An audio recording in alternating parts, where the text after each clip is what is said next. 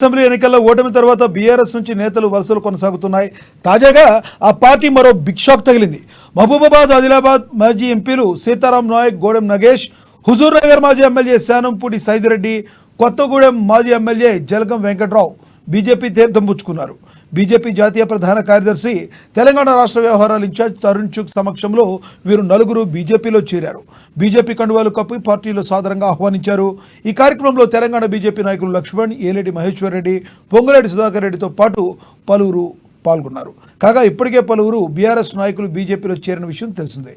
దీంతో లోక్సభ ఎన్నికల ముందు బీఆర్ఎస్కు రాష్ట్రంలో గడ్డు పరిస్థితులు ఎదురవుతున్నాయి.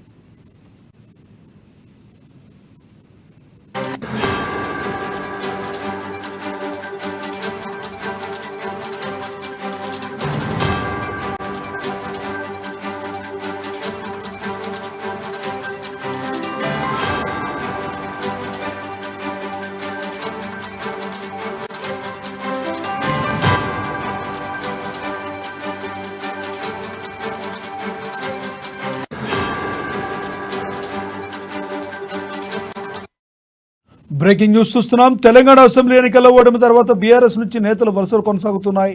తాజాగా ఆ పార్టీ మరో బిగ్ షాక్ తగిలింది.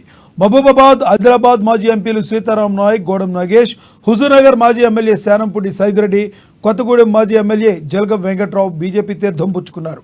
బీజేపీ జాతీయ ప్రధాన కార్యదర్శి, తెలంగాణ రాష్ట్ర వ్యవహారాల ఇన్ఛార్జ్ తరుణ్ చుగ్ సమక్షంలో వీరు నలుగురు బీజేపీలో చేరారు. బీజేపీ కండువాలను కప్పి పార్టీలోకి సాదరంగా ఆహ్వానించారు.